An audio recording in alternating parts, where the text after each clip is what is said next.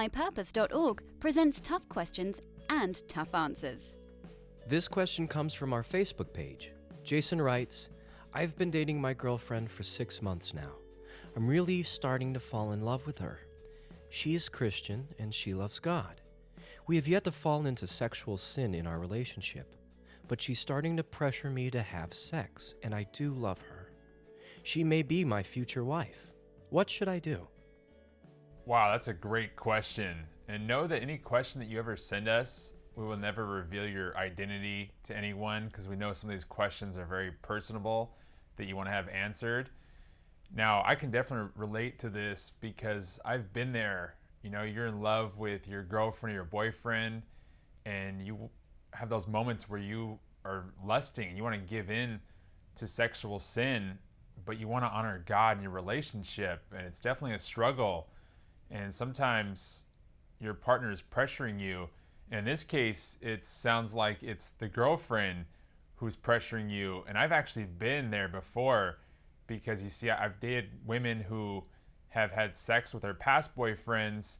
And then I told them I wanted to honor God in our relationship and I wanted to wait until marriage.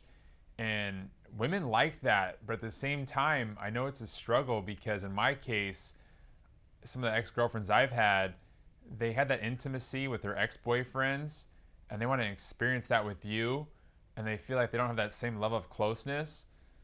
But know that God designed sex for marriage, and there's a reason why.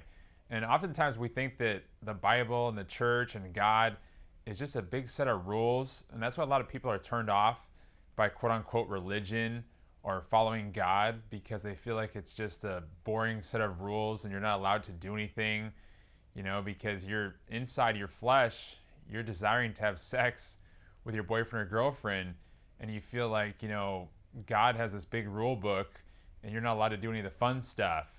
But did you ever think that maybe it's because God has something better in store for you? He has a better plan for you. He knows what's best for you.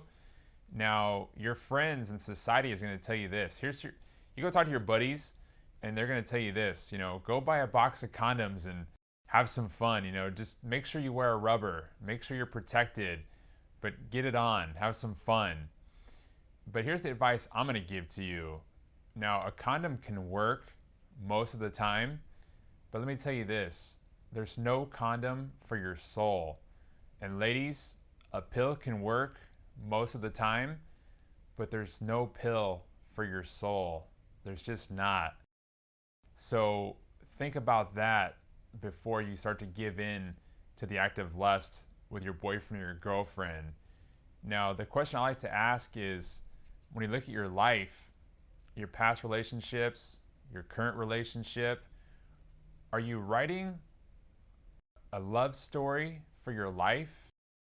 Or are you writing a sex story for your life? You see, Satan wants you to live a life of your own desires and your own flesh and live a life of sin and follow Satan's plan. But you see, God, He wants this beautiful love story for your life. Let me put it to you this way. When you get hungry, it's a craving. It's kind of like a sexual craving in a way, but you get hungry every day. And actually every day you get a sexual craving too, more than likely, especially when you're young. But let's say you go get McDonald's and it's cheap and it's inexpensive, it's quick and it's easy, but it's unfulfilling. What you truly desire is that 6-course meal at that 5-star restaurant, and it's an experience and you never forget it and you want to tell everyone about it and it's fulfilling, but you got to work for it. You see, those relationships and those girls and those guys out there that are pressuring you to have sex now are quote unquote, they're easy. It's always going to be there. But you ever notice how it's unfulfilling? When you look at a lot of your friends who are giving into, you know, sleeping around and having sex with whoever they date, did you ever notice how's it going for them? Those are a lot of your same friends who are advising you to get it on now.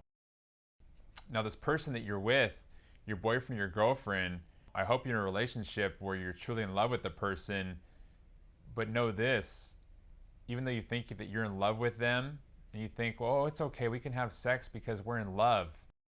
Would you ever notice how when you're dating, how the thought of you getting pregnant is one of the scariest thoughts to your mind. But if you're married and you do it in God's plan for your life, how having a child and pregnancy is one of the most beautiful, amazing gifts from God.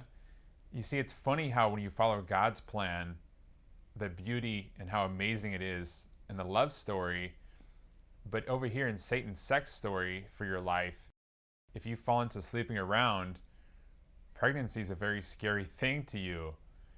So I guess my best answer to you is, if your girlfriend is pressuring you to start to have sex in your relationship, but yet you want to honor God,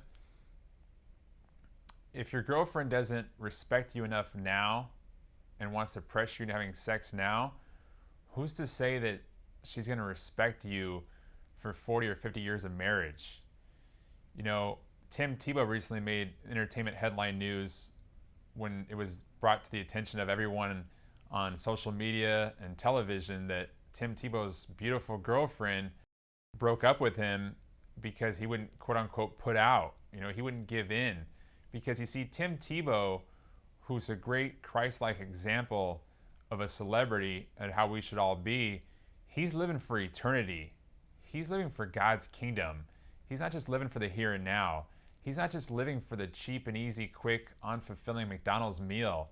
He wants that 6-course meal at the 5-star restaurant that's beautiful and has everlasting fulfillment. And he wants to do it God's way. But you got to work for it. At some point in your life, everyone has heard the scripture 1 Corinthians 13:4. You've seen it on a greeting card or you've heard it at a wedding. It's the verse that goes, "Love is patient, love is kind, it does not envy, it does not boast," and so on. But did you ever think, what if you replace the word love with sex? How that verse would go. Sex is patient, sex is kind, it does not envy, it does not boast. You see, all the things that you want are in God's love story for your life. It's when you give in to Satan's sex story for your life that everything goes disarray.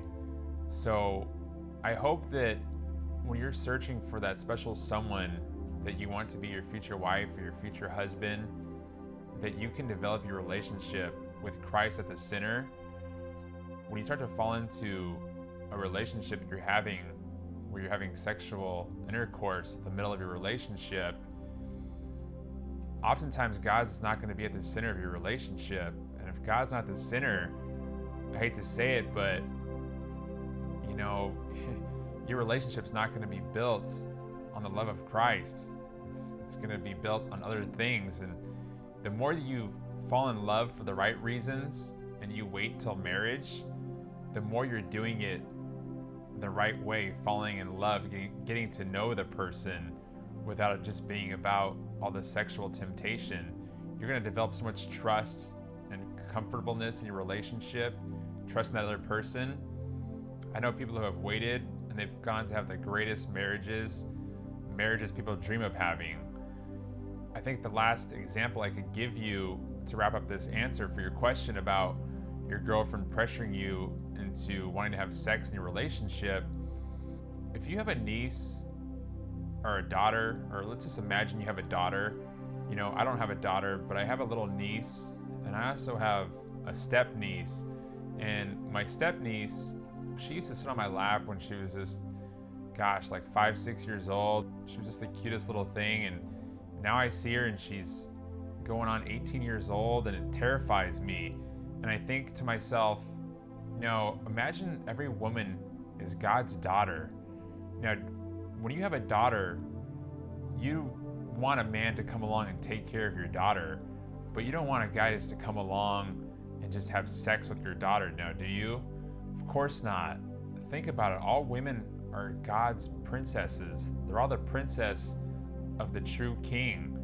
So think about that before you quickly get into bed with the next girl and you do what you got to do, right? Because you got to get laid and you got to hit that. You got to handle that. But think about that before the next time you get in bed with someone, that's God's daughter.